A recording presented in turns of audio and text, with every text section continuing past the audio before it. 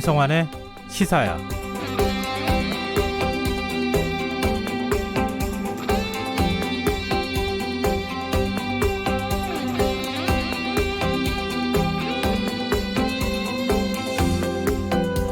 오늘 문재인 대통령이 취임 후 네 번째 국회 시정연설을 했습니다.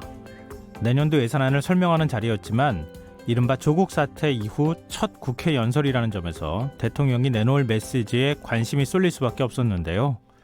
청취자 여러분께서는 대통령 시정연설 어떻게 지켜보셨습니까? 일부 야당 의원들은 손으로 X자를 그리고 귀를 틀어막는 등 시정연설을 아예 듣지 않겠다는 의사표현을 했는데요. 이를 보는 국민들의 마음도 그리 편치만은 않았을 것 같습니다. 오늘 야당 소속 한 국회의원이 문재인 대통령을 향해 야당에서 나오는 목소리 많이 귀담아 주시면 인기가 더 올라갈 것이다 라고 이야기했는데요. 우리 정치권에서 가장 필요한 것은 역지사지가 아닐런지요. 시사평론가 김성환입니다. 오늘 뉴스에서는 문재인 대통령 시정연설과 정치권의 반응, 한미 방위비 협상을 비롯한 다양한 소식 살펴보겠습니다. 다크웹에서 아동 음란물 사이트를 운영한 한국인이 징역 1년 6개월을 선고받았는데요. 처벌을 강화해야 한다는 지적이 나오고 있습니다. 더 깊이 있게 들여다보는 인터뷰 시간에선 전문가와 말씀 나눠보겠습니다.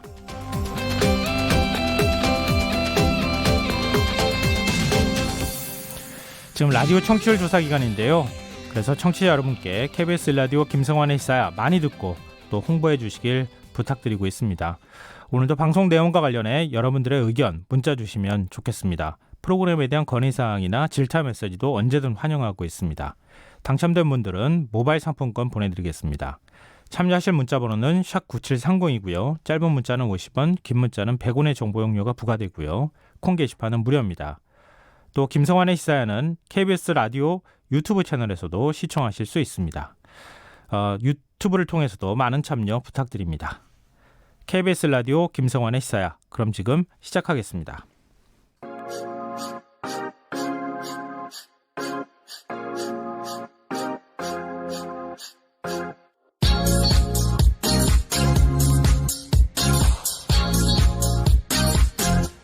KBS 1라디오 김성환의 시사야.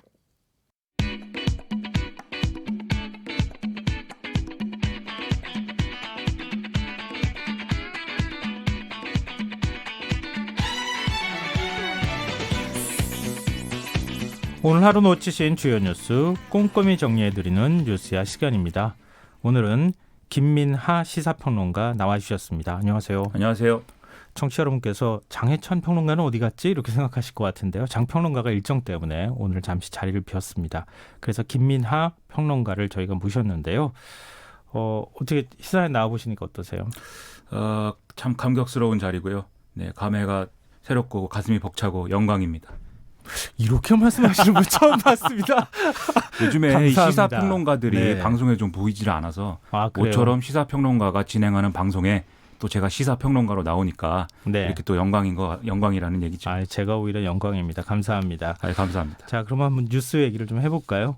문재인 대통령이 오늘 국회에서 시정연설을 했어요. 근데 이번 시정연설의 핵심 키워드는 경제와 공정이다.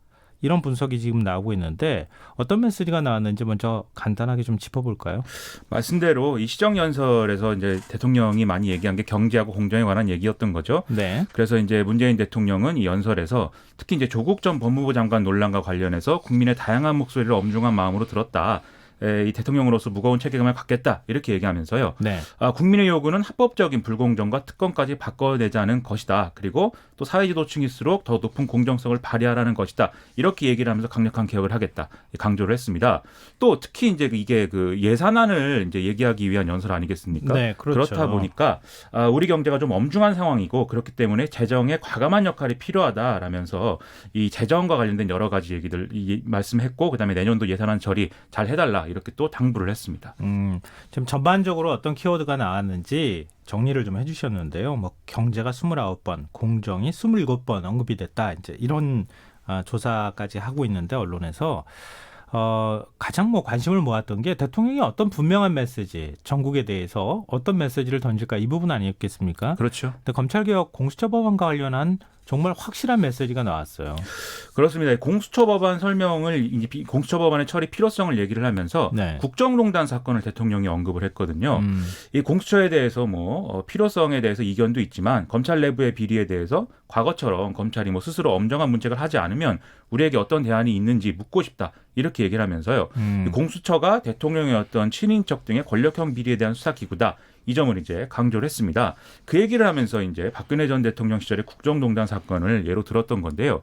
지금 이 공수처 법안에 관련해서는 특히 야당의 경우에는 뭐 어떤 뭐 지금 정부 여당의 뭐 장기 집권 수단이라든지 또는 뭐 정부 여당의 입맛에 맞는 그런 수사를 하기 위한 것이다. 이렇게 지금 반대 논리를 내세우고 있지 않겠습니까? 네. 그것에 대한 어떤 또 반론으로서 대통령이 뭐 이런 정권에 유리한 수사를 하겠다는 게 아니라 정권이 잘못된 길을 가는 경우에도 그것을 스스로 자정할 수 있는 이런 역할을 할 수 있는 기구로서의 공수처가 필요하다. 이 얘기를 이제 강조하기 위해서 이런 이제 국정농단 사건을 언급했던 것 같습니다. 네. 그러면서 이제 문재인 대통령은 공수처법은 우리 정부부터 시작해서 고위공직자들을 더 긴장시키고 보다 청렴하고 건강하게 만드는 역할을 하게 될 것이다. 이렇게도 얘기를 했거든요. 그래서 아마 그런 면에서 이제 말씀을 했던 것 같습니다. 뭐 자유한국당이나 보수야당에서는 오히려 대통령을 보위하는 뭐 보위대 역할을 하는 거 아니냐, 뭐 이런 식의 그렇죠. 표현까지 사용하고 그랬는데 오히려 직속 검찰이 생기는 거다 이렇게 얘기를 하고 있는 거죠. 오히려 이제 문재인 대통령 얘기는 오히려 우리의 정권을 감시하는 역할을 오히려 더 할 것이다. 그렇죠. 네, 오히려 우리가 그러면 뭐하러 그걸 공수처를 만들자고 하겠느냐, 뭐 이런 식의 반론을 좀 했다고 볼 수 있는데요. 그렇습니다. 또 문 대통령의 메시지 중에 눈에 띄는 게 불공정 해소 문제였어요. 이게 그렇죠. 어떤 배경에서 나왔다고 볼 수 있을까요? 일단 그 조국 전 장관과 관련된 여러 가지 혐의라든지 뭐 논란 이런 것들이 어떤 그 위법을 했다 뭐 이런 차원의 문제도 있겠지만 네. 법을 어긴 게 아니더라도 사실 뭐 국민들의 눈높이에는 좀 맞지 않는 이런 행위들이었다 이런 지적들이 언론을 통해서 많이 나온 거 아니겠습니까? 네. 예를 들면 이제 자녀 입시 문제라든지 뭐 이런 뭐 스펙 품앗이 뭐 이런 논란들까지 이어지면서 그것에 대한 국민들의 분노가 뭐 커졌다 이런 지적을 하는 시선들이 많이 있었는데요. 그런 차원에서도 아마 문재인 대통령이 얘기를 한 것 같습니다. 그래서 이번에 이제 특검과 반칙 불공정을 없애기 위해서 노력했지만 국민의 요구가 훨씬 높았다 이렇게 얘기를 한 것도 마찬가지였고 특히 이제 뭐 촛불 시위라든지 이런 것들을 통해서 나타난 국민 요구에 대해서 이 제도에 내재된 합법적 불공정과 특검까지 근본적으로 바꿔내자는 게 과거의 촛불 시위의 요구였고 그렇기 때문에 사회 지도층에 더 높은 공정성을 발휘해야 될 필요가 있는 것이다라는 얘기를 한 것이거든요. 네. 그래서 아마 이런 좀 정국에 대한 좀 대통령의 정치적인 어떤 결단 이런 것들을 얘기하려고 했던 것 같습니다. 아무래도 집권 후반기에 어떤 방식으로 국정 운영을 할지 이번 시정연설을 보면은 대략 가늠할 수 있는 상황이었기 때문에 오히려 이번 시정연설이 굉장히 관심이 될 수밖에 없었던 거였잖아요. 그렇습니다. 예산안이라는 게 아무래도 이 국회 앞으로 남은 연말까지는 이제 예산을 어떻게 처리할 것이냐 이걸 두고 여야가 대립하고 뭐 이렇게 좀 싸울 수밖에 없는 것이고 특히 내년에는 총선이 있기 때문에요. 네, 그렇죠. 이번에 예산안을 어떻게 처리하느냐에 따라서 각 당에 소속되어 있는 국회의원들의 이해관계가 또 달라질 수가 있기 때문에 이 시점에 대통령이 어떤 메시지를 내고 어떤 정책에 지금 무게를 실을 것이다라는 걸 얘기를 어떻게 할 것이냐가 굉장히 중요한 이런 시점이었던 거죠. 네. 그런 점에서 이 문재인 대통령의 연설 내용을 좀 분석을 해야 전체적인 맥락이 이해가 될 수 있습니다. 지금 내년도 예산안 말씀하셨는데 문 대통령은 확장적 재정 필요성도 강조했죠. 그렇습니다. 요즘에 이제 그 뭐 미중 무역 전쟁이라든지 대외적인 어떤 상황들이 우리 경제에 결코 좋지 않은 그런 영향을 좀 미치고 있다고 봐야 되겠는데요. 특히 수출이나 이런 경제 지표를 보면은 상당히 좀 안 좋다 이런 평가들이 나오고 있는 게 또 사실이거든요. 네. 또 우리 수출에서 계속 효자 노릇을 해왔던 반도체라든지 이런 경기도 좀 하강 국면이다 이런 분석이 나온 바가 있습니다. 그렇기 때문에 더더욱 재정이 좀 적극적인 역할을 해서 이런 상황에 대응을 해야 된다 이런 지적들이 또 많이 나온 바 있었는데요. 아마 이런 점에서 문재인 대통령도 재정이 적극적인 역할을 해서 대외 충격의 파고를 막는 방파제 역할을 해야 되고 또 경제의 활력을 살리는 마중물 역할을 해야 된다라고 얘기를 한 것으로 봐야 되겠습니다. 또 문재인 대통령은 뭐 지금 제대로 대응하지 않으면 머지않은 미래에 더 큰 비용을 치르게 될 것이다라고도 강조를 했는데요. 이제 이런 얘기를 하면은 재정 건전성이라든지 이런 것에 대해서도 우리 정부가 좀 신경을 써야 된다. 너무 너무 재정을 뭐 막 쓰면 안 된다 이런 반론이 나올 수가 있거든요. 네. 그렇기 때문에 그에 대해서도 문재인 대통령은 지금 우리 경제의 어떤 우리 재정의 재정 건전성 상당히 건전한 수준이다 이렇게 얘기를 했고요. 정부 예산안대로 해도 내년도 국가 채무 비율은 GDP 대비 40%를 넘지 않는 수준이고 여러 면에서 국제 기준이나 이런 것으로 봐도 재정 건전성은 최상의 수준이다 이렇게 강조를 그래서 하고 있는 겁니다. 또 이제 최근에 국제통화기금 IMF가 독일, 네덜란드, 우리나라를 재정 여력이 충분해서 재정 확대로 경기에 대응할 수 있는 나라로 지목했다 이렇게 얘기도 했거든요. 그래서 전반적으로 이번에 이제 그 513조에 이르는 예산을 정부가 편성할 수밖에 없었던 그런 이유를 좀 잘 설명을 한 것 같고요. 특히 이제 야당의 경우에는 그런데 네. 여기에 대해서 이번에 이렇게 좀 재정을 너무 많이 쓰면 우리가 재정 중독 상태에 이르러서 앞으로도 계속 재정을 지출할 수밖에 없는 상황이 될 수가 있다. 네. 이런 우려를 나타내고 있고 더군다나 이제 내년에 총선이 있기 때문에 총선을 겨냥한 선심성 예산 지출이 될 수가 있어서 그런 이제 우려를 나타내고 있는 상황이죠. 그래서 앞으로 예산안 심사를 할 때 좀 야당 보수 야당들이 많이 깎으려고 하고 또 정부 여당은 이 예산안대로 처리하려고 하는 그런 대립 구도가 이어질 것 같습니다.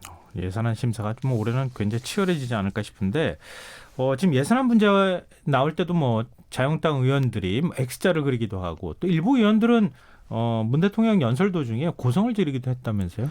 그렇습니다. 이렇게 뭐 좀 대통령의 연설에 대해서 강한 어떤 반발 이런 것들을 자유한국당 의원들이 특히 보여줬는데요. 특히 문재인 대통령이 뭐 청년 고용률이 12년 만에 최고치를 보였다. 이런 좀 좋게 해석할 수 있는 경제 지표를 언급할 때부터 자유한국당 의원들이 좀 야유를 보내기 시작을 했고 그다음에 결정적으로 이제 공수처 설치 필요성을 얘기할 때 네. 자유한국당 의원들 일부에서는 뭐 조국 이렇게 외치는 말이 나오기도 했고 또 그만하세요 이렇게 좀 소리를 지르는 그런 상황들이 이어지기도 했습니다. 특히 이제 말씀하신 대로 자유한국당 의원들은 두 손가락을 이렇게 양쪽으로 교차해서 가위표를 만들어서 이제 문재인 대통령의 연설 내용을 반대한다 이런 의사 표시를 하기도 했고요. 일부 의원들은 이제 귀를 막기도 했는데 이 귀를 막는다는 것은 뭐 듣기 싫다는 의미였겠죠. 네. 이제 이런 좀 제스처를 통해서 반대 의사를 계속 이제 내보냈습니다. 그런데 이제 연설이 끝나고 나서 문재인 대통령이 뭐 과거에도 그랬습니다만 자유한국당 의원들하고 또 악수를 하러 이렇게 다가가는 이런 모습을 또 연출을 했거든요. 그런데 이제 좀 이렇게 좀 X자도 그리고 뭐 여러모로 야유도 했기 때문에 자연스럽게 악수를 하기는 좀 어색했을 수 있겠죠. 네. 하지만 뭐 대통령이 악수를 하자는데 거부할 수는 없는 거 아니겠습니까? 근데 뭐 오히려 자유한국당 의원들은 곧바로 자리를 떴는데 대통령이 의원들을 쫓아가는 그렇죠. 그 보기 드문 장면도 나왔어요. 그렇습니다. 그래서 결국 뭐 한꺼번에 뭐 뛰어나갈 수는 없는 거니까요. 네. 뒷꼬리를 이렇게 대통령에게 잡혀서 결국은 뭐 일부 의원들이 악수를 하고 나경원 원내대표도 악수를 하는 뭐 그런 모습으로 이어졌습니다. 문 대통령 시정 연설에 대한 정치권 반응은 어떻게 나옵니까? 일단 민주당의 경우에는 뭐 계속 이 대통령 연설 과정에 박수를 치면서 적극 공감을 표시를 했고요.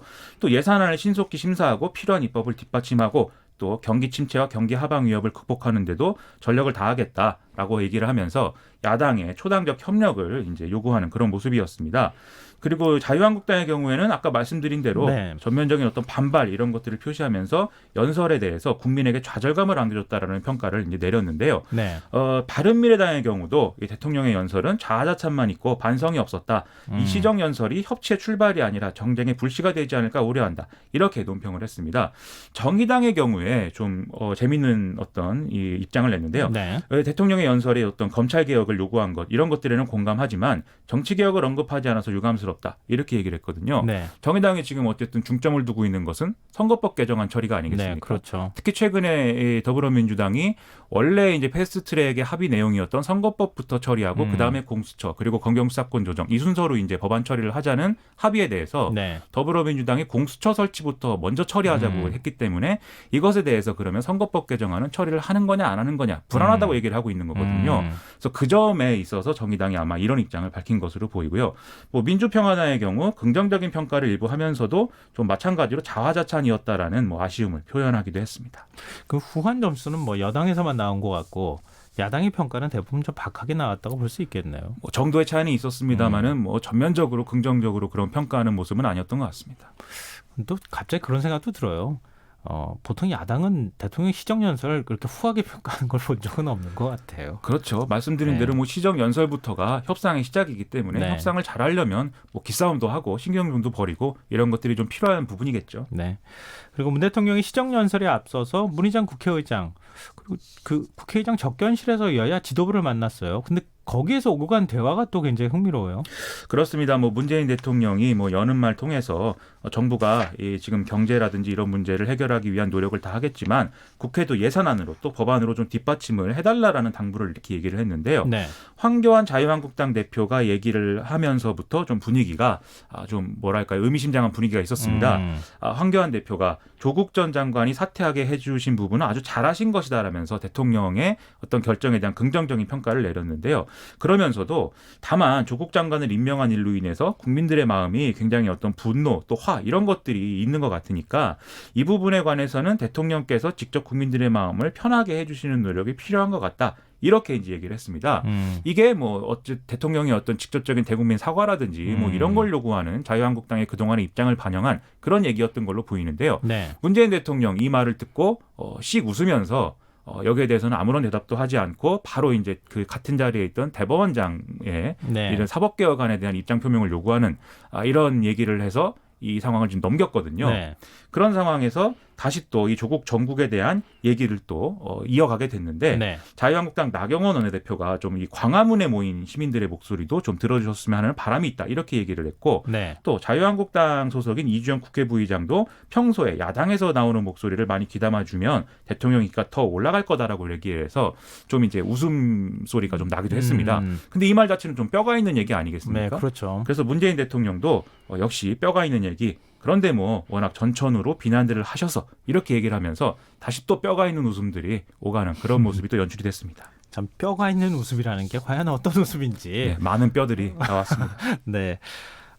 그리고 문재인 대통령이 지금 교육의 공정성 문제를 얘기하면서 정시 비중을 그러니까 높이는 이런 방안을 포함한 20제도 개편안을 마련하겠다 이렇게 밝혔는데 이게 지금 뭐라 그럴까요? 그동안에 수시 문제에 대한 지적도 많았고 조국 전 장관의 딸과 관련돼 있는 문제도 있었기 때문에 그 부분을 지금 언급한 것이라고 볼 수 있겠죠. 그렇습니다. 이번에 이제 그 시정연설에서 국민들이 가장 가슴 아파하는 것이 교육에서의 불공정이다라면서 정시 비중 상향을 포함한 20제도 개편안을 마련하겠다 이렇게 밝혔는데요. 아무래도 방금 말씀하신 대로 조국 전 장관 문제에서도 이 입시 문제가 또 뜨거운 감자였던 거고, 네. 그리고 내년에 이제 총선을 앞두고 있는 상황에서 지역구에 있는 어떤 좀 유권자들의 요구가 또 있는 게 사실이거든요. 정시 비중을 좀 늘려줬으면 좋겠다라는. 왜냐하면은 아무래도 그동안의 어떤 학종에 대한 문제, 네. 학종에 대한 불신, 뭐 이런 것들이 워낙 커져 있는 상황이기 때문에 좀 이 여당 내에서도 그래서 좀 진보적인 어떤 그동안의 입장을 가져왔던 의원들 일부도 정시 확대가 불가피한 거 아니냐라는 얘기를 해왔던 게 사실입니다. 네. 그 점에 있어서 문재인 대통령도 아마 좀 그런 점들을 감안해서 이런 정시 비중 확대를 언급을 하게 된 것이 아닌가 좀 추측이 되고 있습니다. 근데 교육제도를 바꾸는 문제는 굉장히 예민한 문제잖아요. 그렇죠. 직접 당사자인 분들도 상당히 많고. 그렇습니다. 근데 이게 혹시 달리 이해될 수도 있는 부분들도 있기 때문에 여기에 대해서 교육부가 입장을 내놨죠. 그렇습니다. 일단 교육부는 그동안 이제 뭐 학종 비율이 쏠림이 심각한 일부 대학들 그리고 서울 소재에 있는 일부 대학에 대해서 이제 수능 위주 전형인 정시 비율을 확대를 해달라라는 어떤 협의를 쭉 해왔다. 그리고 당정청도 이런 상황에 대해서 공감대를 형성하고 협의를 지속하고 있다라고 이제 얘기를 했습니다.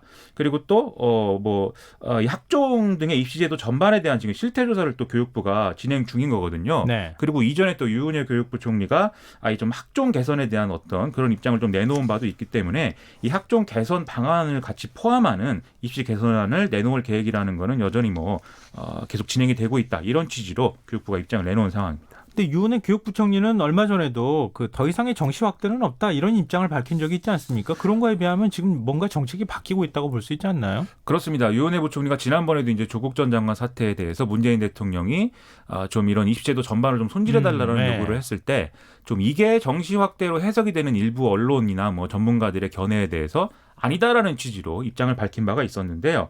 하지만 대통령이 이렇게 좀 얘기를 했기 때문에 다시 또 뭔가 이제 입장이 변한 거 아니냐라는 지적이 나오고 있는 것도 사실입니다. 네. 또 문재인 대통령의 공약을 보면 예를 들면 고교 학점제라든지 아니면 또 뭐 수능 절대평가라든지 뭐 이런 것들이 분명히 이제 있었던 것인데 네. 이런 이제 공약들은 지금 정시학대학으로 좀 상충되는 부분들이 있는 그런 제도라고 말할 수가 있거든요. 그래서 일부 시민단체라든지 또는 뭐 전교조 이런 쪽에서는 대통령의 공약을 뭐 뒤집었다라는 얘기도 일각에서는 하고 있는 그런 상황입니다.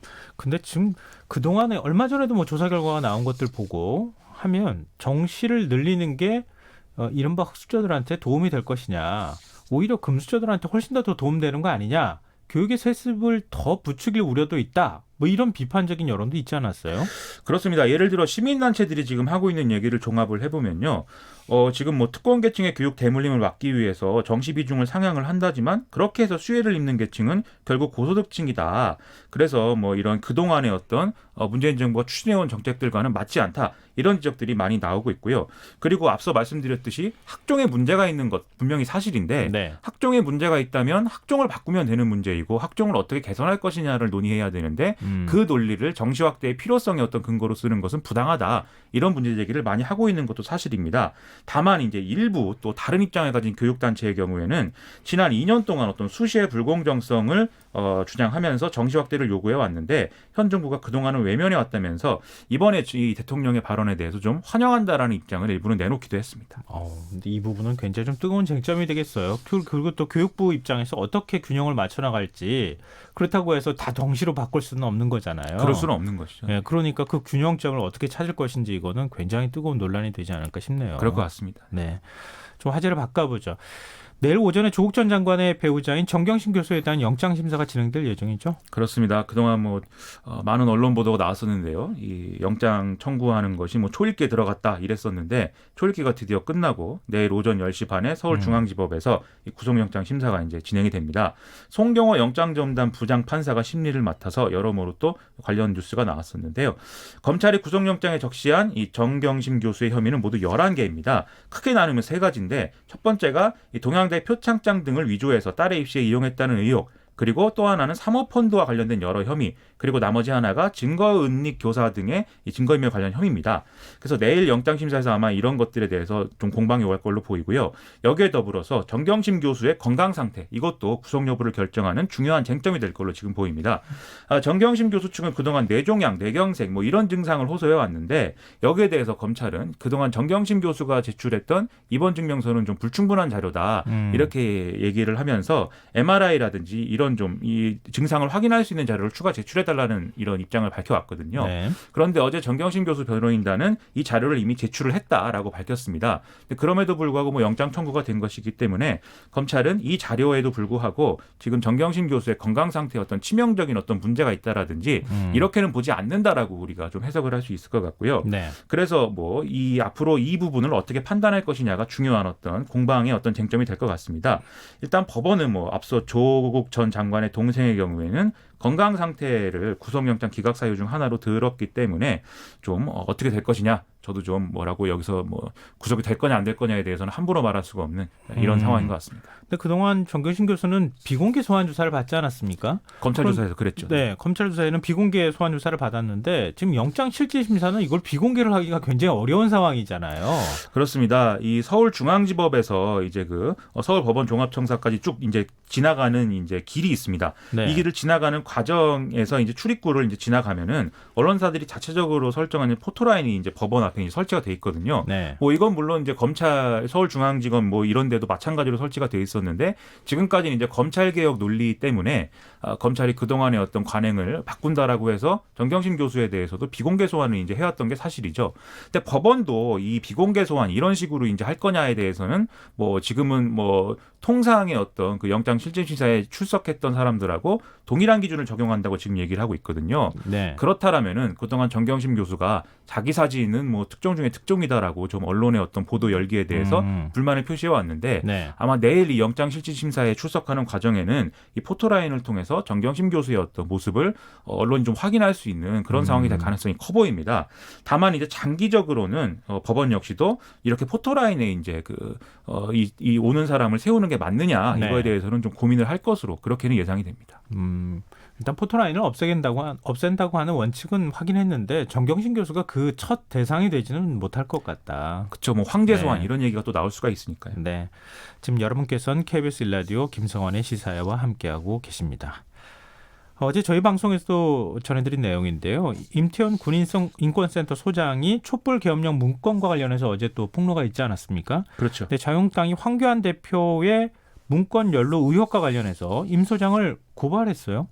그렇습니다. 오늘 이제 황교안 대표가 이 자유한국당 의원총회 직후에 기자들을 만나서 나는 계엄령의 개자도 못 들었다고 얘기해 왔다. 이 문건에 대해서 전혀 나에게 보고된 바도 없고 다 이제 임태훈 소장의 어떤 얘기는 거짓말이다. 이렇게 이제 반박을 했는데요. 네. 그와 더불어서 자유한국당은 이 임태훈 군인권센터 소장을 군사기밀보호법 위반과 정보통신망 이용 촉진 및 정보보호 등에 관한 법률 위반 등의 혐의로 서울중앙지검에 고발했다. 이렇게 밝혔습니다.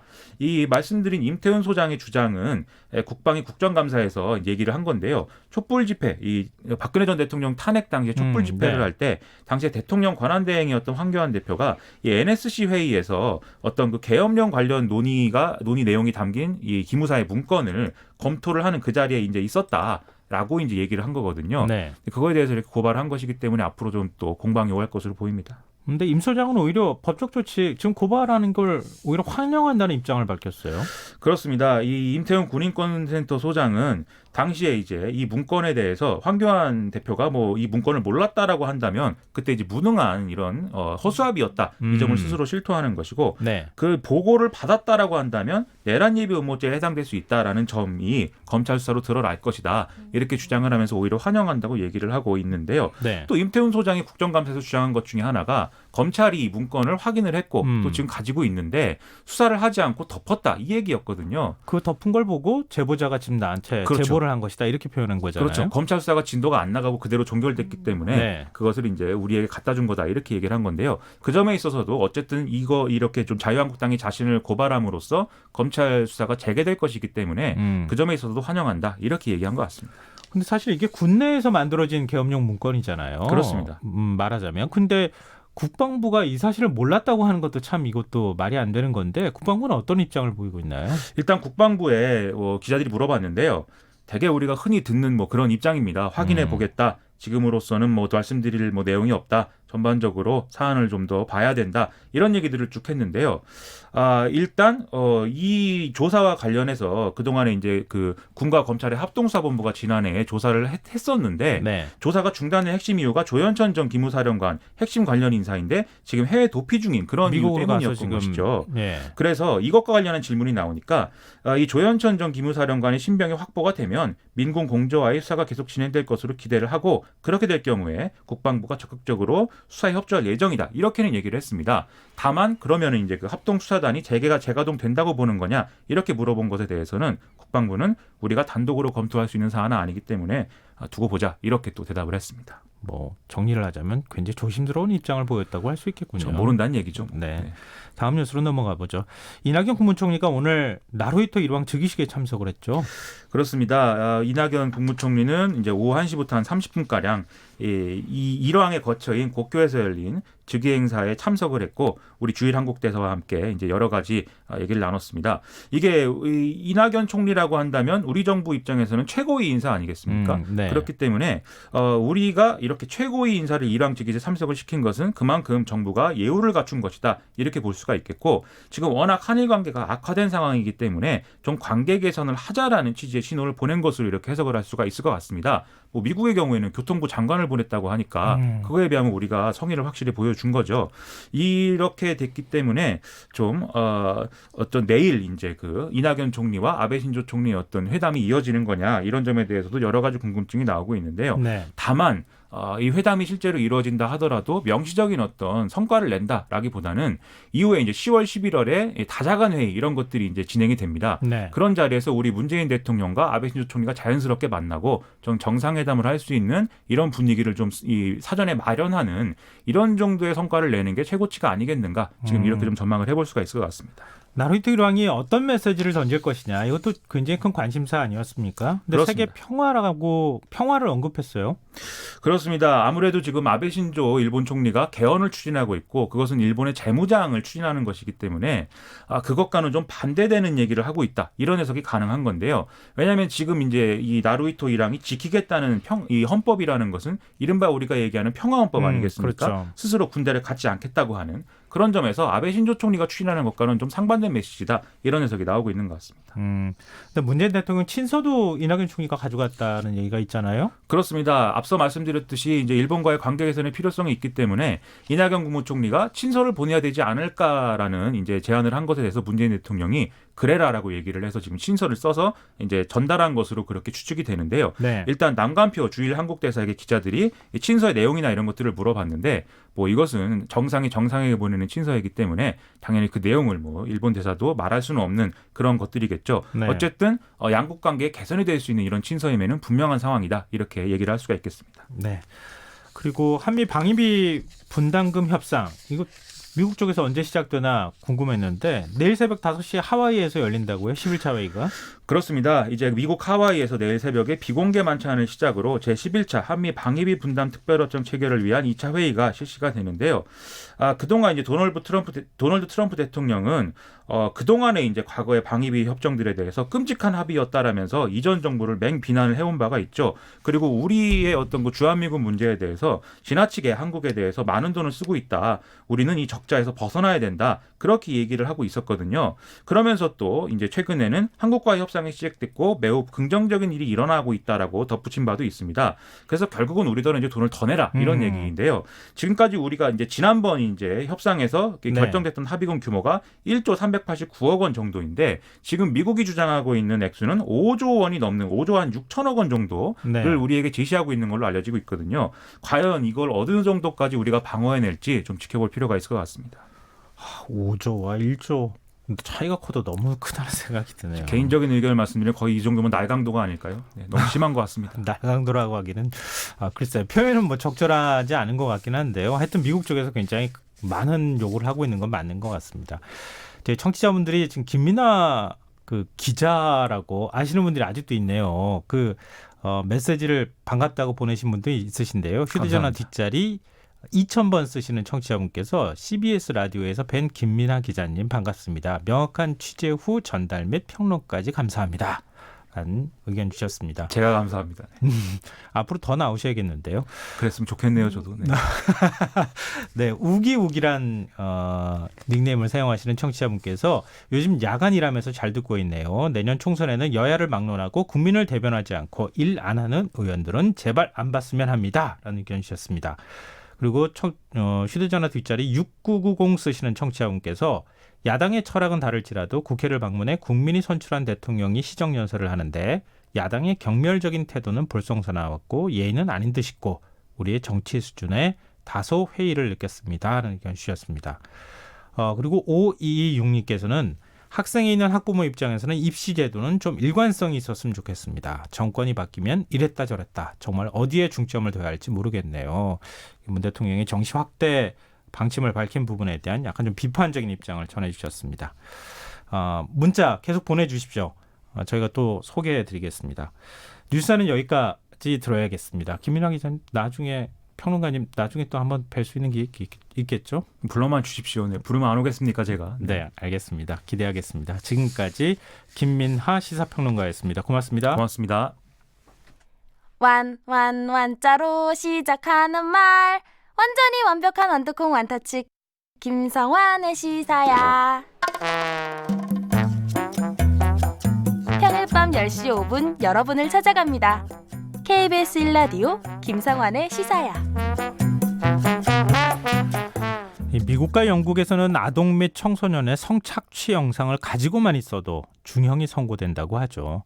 그런데 폐쇄형 온라인 플랫폼인 다크웹에서 세계 최대 아동 음란물 사이트를 운영했던 손모 씨가 지난 5월 항소심에서 징역 1년 6개월을 선고받았다고 합니다.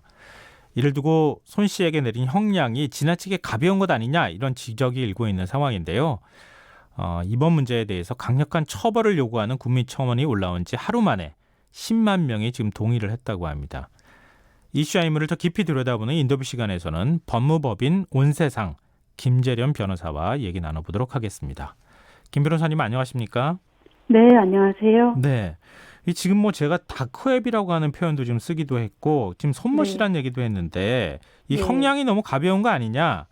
네. 이런 지금 논란이 일고 있어요. 우선 네, 이 그렇습니다. 손 씨가 운영하고 있다고 하는 사이트가 어떤 곳이고 이 어떤 네. 일을 하고 있었던 것인지 설명을 좀 해줄 수 있을까요?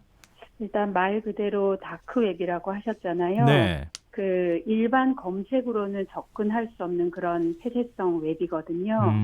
그리고 이 사이트에 보면 아주 어린 아동들을 포함해서 아동 청소년들에 대해서 이런 불법적으로 촬영한 영상물들 이런 것들을 지금 제공하는 사이트거든요. 네. 그래서 이 영상물을 제공하고 대가를 받고 다운을 받을 수 있도록 하는 굉장한 규모의 불법 웹이기 때문에 네. 문제가 되고 있는 거죠. 지금 회원수가 얼마나 되는 곳이에요? 그 언론에 나오고 한 바로는 128만 명이라고 하고요. 네. 아마 세계 현재 확인된 걸로는 세계 최대 규모다라고 하고 있습니다. 근데 이 사이트에 올라온 영상에 영유아와 4살에서 한 네. 5살 되는 아이들이 성폭행을 당하는 영상까지 있었다고요? 네네. 그런 아이들, 아주 어린 연령의 아이들이 이런 성적인 착취당하는 영상들이 있거나 아니면 알몸 상태로 이런 특정 신체 부위를 노출시키는 이런 영상들이기 때문에 네. 굉장히 문제가 되는 내용들이죠. 이게 좀 상상하기가 좀 어려운 건데 네. 근데 지금 재판부가 네. 이런 손 씨한테 징역 1년 6개월이라는 판결을 내린 거잖아요. 네. 이 징역 1년 6개월이라고 하는 게 과연 이 손 씨가 벌인 이 일에 비해서 적절한 형량이냐 이런 논란이 지금 일고 있는데 재판부는 왜 이런 그 판결을 내린 겁니까?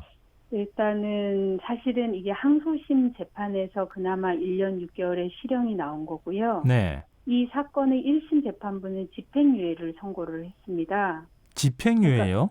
네네. 그러니까 아예 구속할 필요도 없다라고 해서 형의 집행을 유예를 했던 건데 그나마 항소심에서 집행유예의 형은 너무 가볍다라고 하면서 1년 6개월의 형을 선고를 한 거예요. 네. 그러면 이 1년 6개월의 형은 적정한지를 봤을 때에는 우리 법에서 이렇게 영리를 목적으로 해서 돈벌이를 목적으로 해서 아동 청소년 이용 음란물을 배포하거나 제공하거나 했을 때에는 법정형은 10년 이하거든요. 네. 그런데 이 법정형하고 비교해 봤을 때 1년 6개월이라는 것은 매우 낮은 형인데 이 1년 6개월의 형을 선고하면서 재판부에서 이제 양형 사유라고 보통 이야기를 하는데 네. 형을 이제 선처해 주는 사유에 대해서 최근에 혼인 신고를 했다. 보니까 이 피고인이 재판 중에 혼인 신고를 했더라고요. 네. 근데 이게 실제 결혼을 했다는 건지 혼인 신고는 말 그대로 그냥 신고하는 거니까 좀 이례적인 표현이긴 했는데 네. 그리고 또 하나 안타까운 것은 범죄 수익의 대부분이 몰수 추징이 됐기 때문에 감형을 한다라고 했는데 네.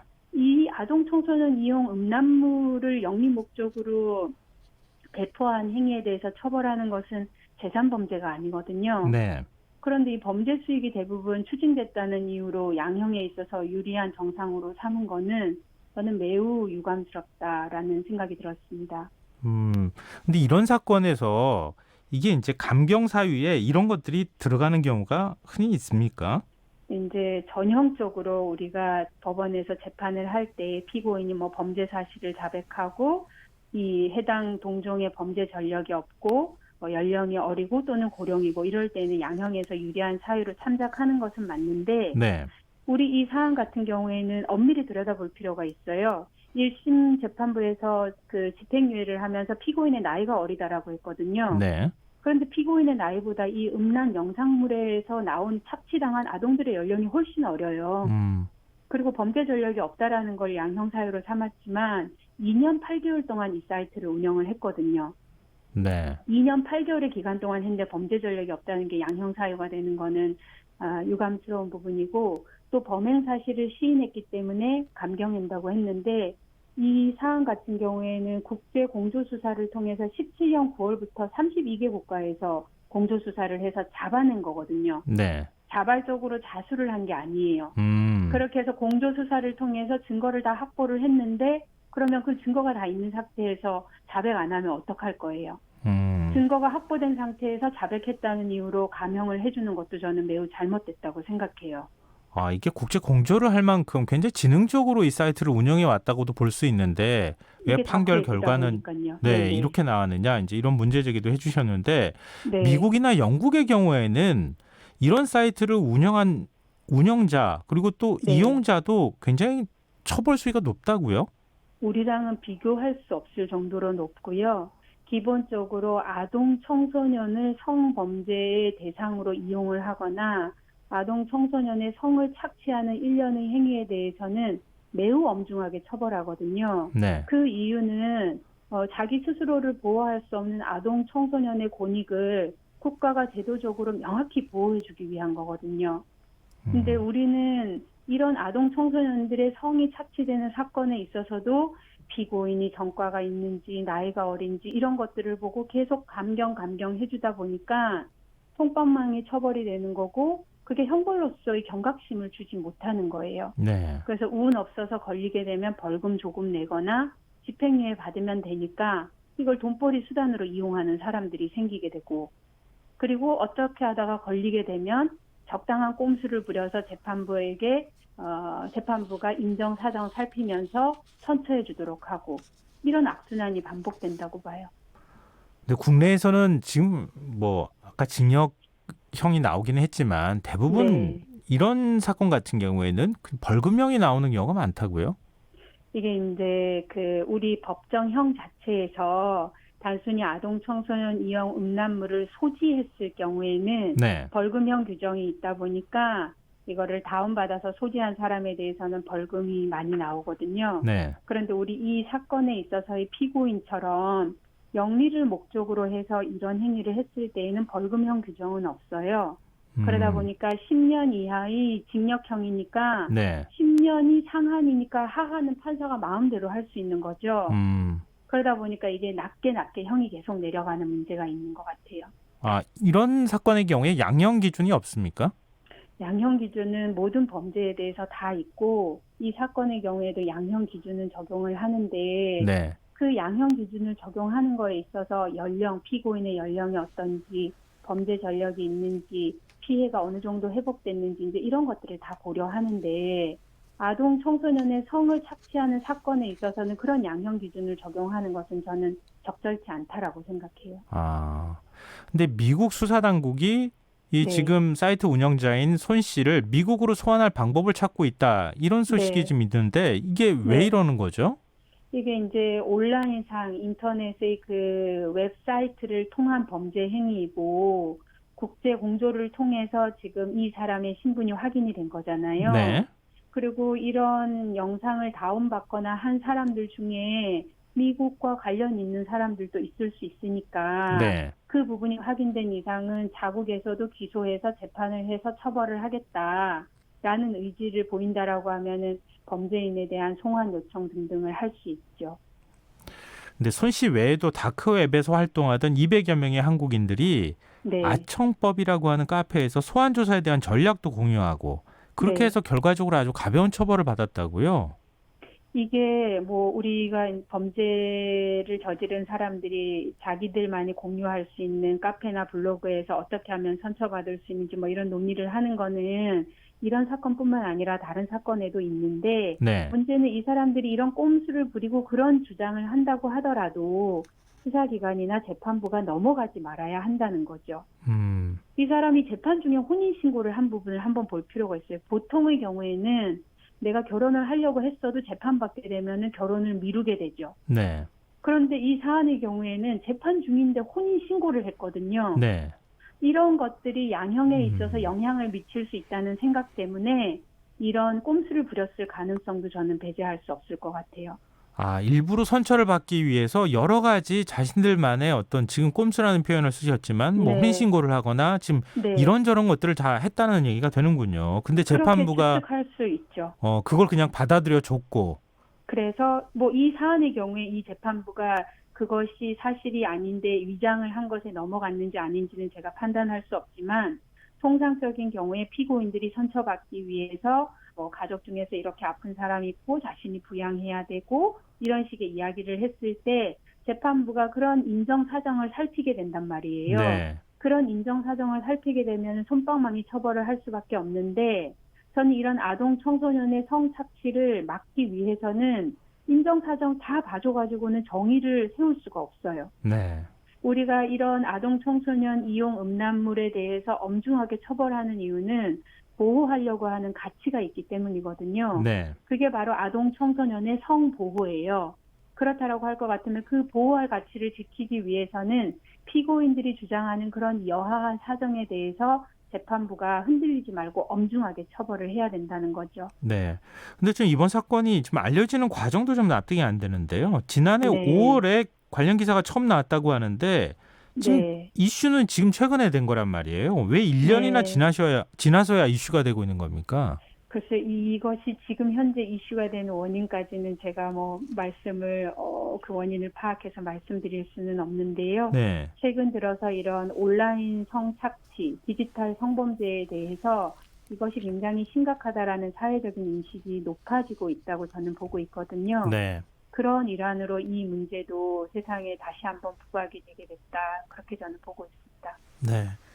오늘 말씀 들으면서도 저 좀 답답하다는 생각 좀 드는데요. 네. 이런 범죄가 좀 근절이 될 수 있도록 사회적인, 제도적인 어떤 보완 장치가 마련이 좀 돼야겠습니다. 맞습니다. 네, 오늘 말씀 고맙습니다. 네, 감사합니다. 네, 지금까지 법무법인 온세상의 김재련 변호사와 얘기 나눴습니다. 오늘도 수고한 당신들의 이야기가 여기 있습니다. 김성환의 시사야. 시사야, 네, 저 여기 있어요. 오늘 하루 AS 해줘. 네, 더 알고 싶은 이야기, 놓쳤던 뉴스 제가 알려드릴게요.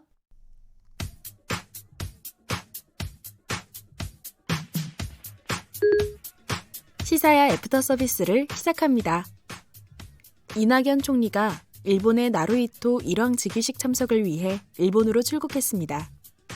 얼어붙은 한일 관계의 돌파구가 될 수 있을지 관심이 모이고 있는데요.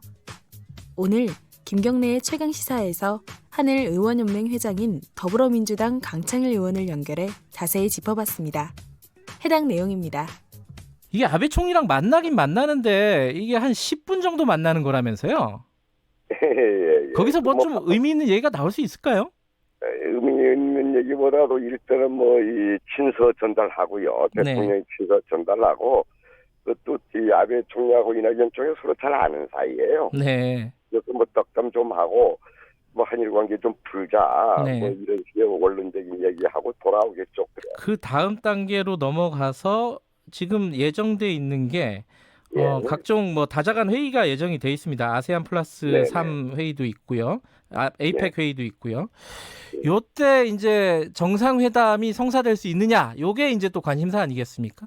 예, 전망을 그래요. 하신다면요. 예. 예. 예, 지금부터 이제 오늘 내일 이렇게 이제 해빙무도 시작이 됐고 네. 한 달 정도 지소미아 한 달 정도 여유가 있지 않습니까? 네. 동료들일 때 그 사이에 이제 양국 그 실무자선들이 많이 얘기가 잘 되면은 정상회담도 충분히 가능하다 이렇게 보고 있습니다. 그렇게 돼야 됩니다. 예. 지금까지도 근데 사실 물밑 접촉은 계속 돼 왔었겠죠, 당연히 그죠? 예, 돼 있다고 봐야죠. 한 국가들인데. 예. 예, 근데 예. 지금 보면은 예를 들어 가지고 아베 총리가 참의원에서 이런 얘기를 했습니다. 대화를 계속할 생각이고 그리고 기회를 다질 생각이 없다. 이게 이런 것들이 앞으로의 어떤 유화적인 어떤 분위기, 해빙 무드를 좀 예고하는 것이 아니냐. 낙관적으로 보면 그런 것 같아요. 의원님은 예, 어떻게 예, 해석하십니까? 예. 지금까지 아베 총리 얘기 중에서는 가장 진일보한 그 태도예요. 아하, 예. 가장 유화적인 발언이었어요. 예. 이런 것들이 아마 일본 국내 정세가 좀 바뀌고 있지 않느냐 하는 기대를 갖게 하는 것이죠. 예. 예. 뭐 문재인 대통령의 친서에는 그렇게 뭐 구체적인 내용이 들어가 있지는 않겠죠, 아마. 예, 구체적인 내용은 들어가지 않지만은 네. 한일 관계 개선해야 된다. 네. 우리는 열린 자세로 되어 있다. 네. 우리가 결코 반일적도 아니고 예. 한일군 개선에 대한 확고한 의지 표명 이것이 이제 중요하지 않겠습니까? 예. 일본에서는 일부 오해하는 사람들이 있어요. 우리 정부가 한일 관계에 이 반일적이다 네. 이런 여론도 있는데 그렇지 않다. 우리는 한일 관계에 개선할 확고한 의지를 갖고 있다. 이 천명이 제가 아주 중요하다 이거예요. 예. 의지를 표명하는 것 네, 자체가 그리고- 중요하다. 예.